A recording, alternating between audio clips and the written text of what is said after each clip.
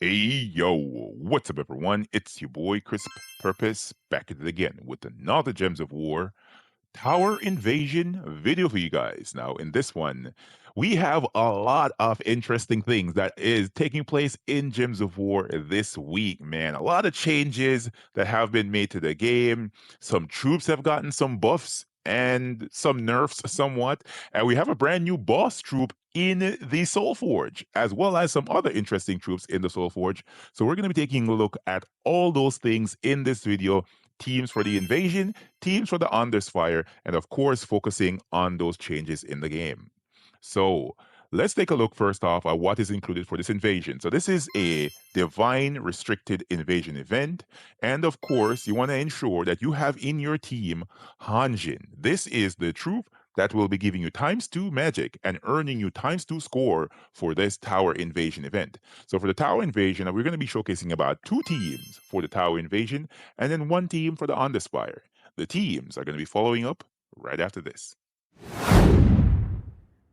Now, this is the first team for this tower invasion event. So, as we said before, Hanjin is the event captain. And of course, this is a divine elf from Shenteng with a 12 mana cost. Mine is down to 11 because I have it shinied. His spell, Aerial Smite, deals magic +2 damage to an enemy. If they are a tower, he will deal 3 times to 5 times damage based on my ascensions. Then you will destroy a random column. I don't remember what the shiny spell for this is, but I'm expecting for it to destroy a maybe 2 columns or a column in a row. We'll see when we get it to shiny level 2. His traits are armored, so he has reduction to skull damage of 25%. He has sky ancestry, so he's immune to mana drain, silence, fair fire, and mana burn. And of course, he has that siege breaker final trait.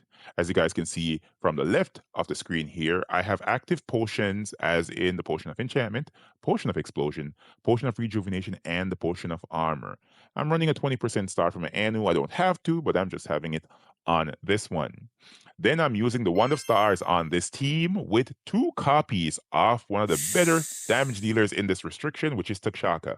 We all know this troop dealing true damage to an enemy and a random enemy. Then you will create a mix of 20 blue and green gems. The troop also has skull damage reduction, but we're using him on the team for his final trait, the Rainbow Scales. Now, this is going to be the more high level team for this tower invasion. Let's take a look at the banner on this one. The banner here is the Ocularin banner, right? This is from the All Seeing Eye faction, which is associated to, I think this is associated to Darkstone, right? The banner is a +2 on green, +1 on blue. They were minusing brown because only the Wand of Stars uses that mana color. And we're using many other colors. So let's hop into this first fight for the tower invasion. Then we're going to move on to the Underspire and probably one more team for the tower invasion, I should say.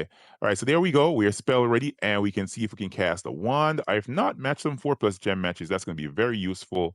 Let's match this down as well. And let's kill off the towers first, because you can see Takshaka is dealing true damage here. So you want to make use of that first off. And then you can just go ahead and get spell ready again off of that rainbow scales.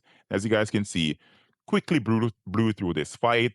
There was no problems here. It's a very, very simple and effective team for this tower invasion team. A low level team is going to be following up right after this. And this is the lower level team for this tower invasion event. The Wand of Stars is once again going to be on this team in the first slot this time around with the Elementalist class. And yeah, this is a setup, the usual setup for my class, as you guys know. So I have all the usual talents: Impact, Insulated, Stone Circle, Storms. No storms are on this one. We have Water Binding, Rock Solid, Lightning Strike, and of course Fortitude. Then we have Commander Dawnheart on this team. This is going to be here for dealing damage to the enemies boosted by my armor. And of course, the troop is impervious and has skull damage reduction and gains more armor every single time you match yellow gems. Then Hanjin is going to be in the third slot. Then at the back of the team, we have Divine Ishbala. Divine Ishbala is going to be here for the Radiant Aura, giving all divine allies a 40% mana start. Devs get this up to 50%. We don't need to see a 40% start troop in the game anymore. I keep on saying it. I hope somebody's listening so that they can make adjustments to this pretty soon. So she's going to be here for giving the entire team, except for the hero, a 40% mana start. So yeah, that's basically it. The banner on this one, this banner is the Rat banner from the Dark Pits factions. This is a +2 on brown, +1 on green. They were minusing blue because obviously only one of the stars uses that mana color. Let's hop into a quick fight here and see if we can kill out this crossbow tower. All right, let's see what we got. Let's see what we got. Nice little kill right there, right at the start. And can we get mana for the one, please? Taking so long, and I have a 20% star from anyone. Still taking forever. All right, let's skull him. Let's skull him. I might switch around the class here for something that's a little bit quicker, but as you guys can see, um, pretty easy to use. Not a difficult team. Um, let's rotate the class. And let's go with something that can move a little bit faster on this one. How about the Geomancer class? Yeah, let's go Geomancer. We have 50% skull damage reduction, and we have a 50% mana start. So that should be much quicker. We can use the Priest Hero class, which is the Divine class, but I always want to go down the class route like that. Let's go there. Nice. Yeah, quick and easy, man. Wow. That was much quicker. So yeah, that is the lower level team, not super low rarity, but of course a lower level team with a Commander Donhart, Hanjin in the third slot, and then Divine Ishbala at the back of the team. The team for the Underspire is going to be following up right after this. And this is the team for the Underspire. Sky Hero is the weapon of choice right here. This is one of my favorite weapons from the Kingdom of Shenteng, because that is a restriction for this Underspire. This weapon will destroy a column, and for every yellow gem destroyed, it will create 4 red gems. That will allow you a lot of mana generating for your team. The class of choice at the start of this Underspire is going to be the Frost Mage Hero class. I'm using this because it has a percentage chance to freeze the enemies. And along with that, I can give it a 50% mana start as opposed to like using the Elementalist class. There's no mana start. And I really want to make the fights a little bit quicker for me in the on this fire. I don't want to spend the entire time down here doing this. I might want to move on to PvP or some other game mode that I need some resources for.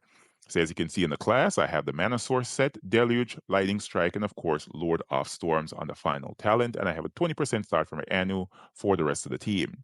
Then I have times 2 copies of Yaguai. Yaguai is the most powerful troop from the Kingdom of Shenteng. It's a pretty old troop, but nonetheless a very powerful one. His spell, Blade of Despair, deals damage to the first 2 enemies boosted by my life. Then he steals magic from both enemies and transforms all purple gems to red. Now that right there allows him a great opportunity for some looping, a lot of extra turns, and a lot of heavy damage to the enemy team. He also has Infernal Armor. He reflects 25% of skull damage. Then he has the Mana Shield, second trait. He's immune to Mana Burn, Mana Drain, and Mana Steal. And the Corruption final trait steals 3 life from the first enemy when matching red gems. So there's a lot of ways to deal damage with this team and to stay safe while dealing that damage. At the back of the team for a fast start, we have Moon Rabbit. This is the empowered option on the team. Is spell Lunar Eclipse converts all blue gems to yellow.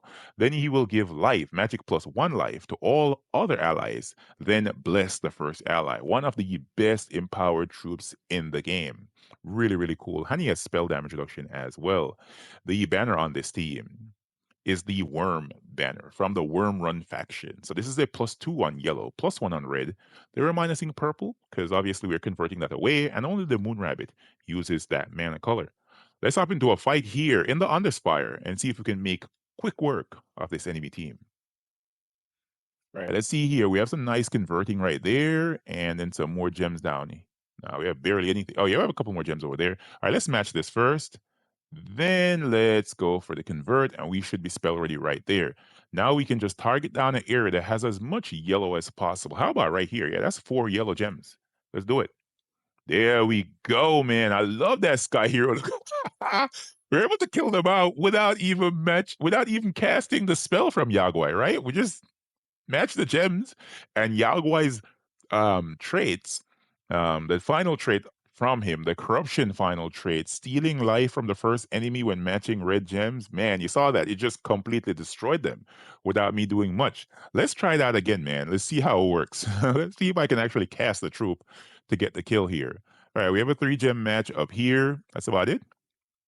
Nothing else? Oh, wow. All right, let's match some gems first. Let's get a the cascade going, and now we're gonna cast. We might not get the necessary alignment. We just want to get the gems on the board. All right. Do we have 4 gems we can take? Or 3? All right, there we go. We have 3 right here. There we go. Nice big matches. Got the troop spell ready. Yagwai is gonna loop here. Look at that. Look, look at that big boy damage, baby. Nice, man. That's exactly what I want to see. I love using this troop in this restriction. It just works out very well. So once again, Sky Hero at the top, followed by 2 copies of Yagwai, then Moon Rabbit. This team should go all the way to the end of the Underspire. If you're a player that's going to go all the way to the final room against Diamantina, you should be fine using 2 copies of Yagwai with your Moon Rabbit and the Sky Hero weapon. I don't think you'll have a problem. If you're finding that you're having problems, use the Geomancer class or the Elementalist class with your Sky Hero weapon. You should be fine. We're going to be taking a look right after this at the things that were changed in Gems of War, as well as that new boss troop in the Soul Forge. So stick around. We'll be right back with that.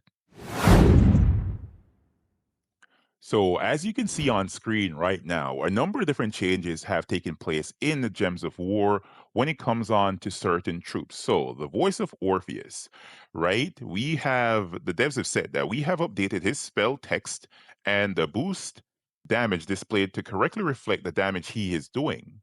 Previously, it was including his mana in the calculation by mistake, as the mana is consumed when he would cast his spell.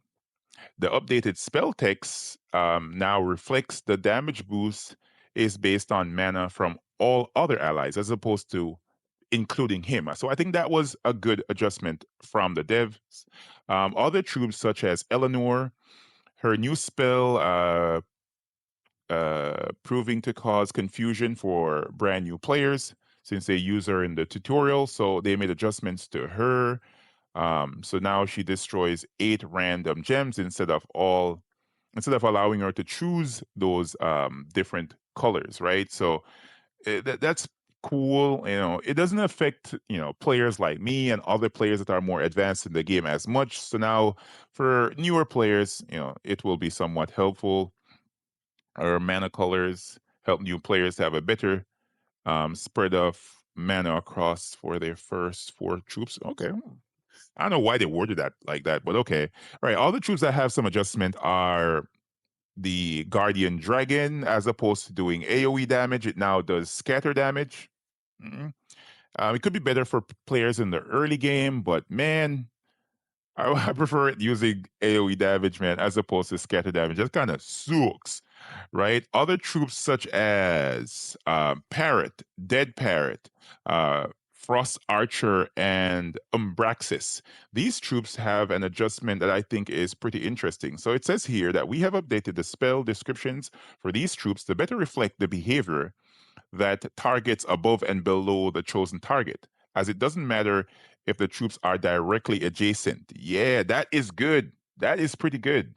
So this is different when compared to how splash damage works. Yeah, so I remember many times that when troops have the ability to hit troops above and below with their spells.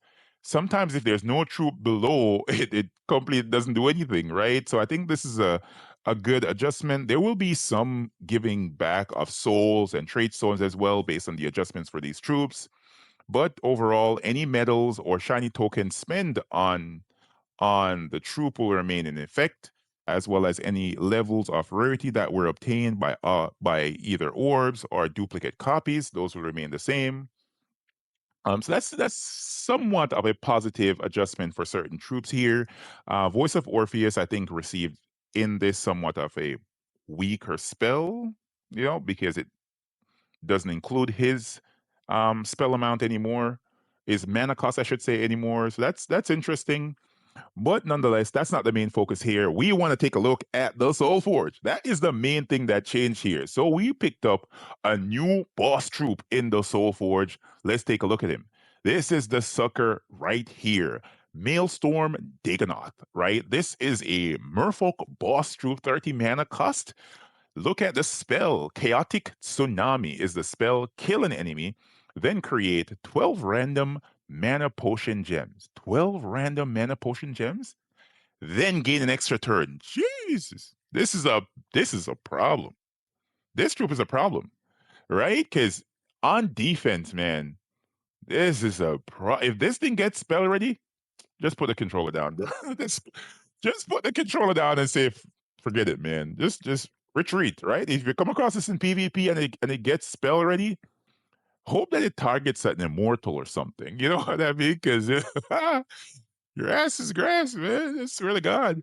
The troop also has the ability to submerge when it takes damage. So if you hit this and it doesn't die with AoE damage, boy, oh boy, better make sure you do something. Of course, you have dispel and stuff like that. So yeah, invulnerable, not impervious, but invulnerable. Wow. That is cool. That's the same final trait as Zul got. Love to see new powerful troops added to the game, man. Really, really love to see it. Um, let's craft. Let's craft 3 copies. Oh, I'm gonna blow all of my gems. Good God, Cam, you didn't tell me I don't have gems. All right, let's craft one for now. Let's craft one for now. There you go. One for now. One for now.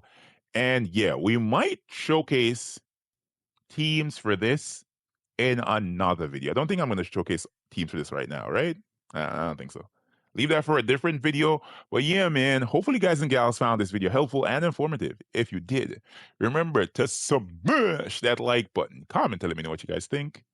And I'll catch y'all next one. Peace.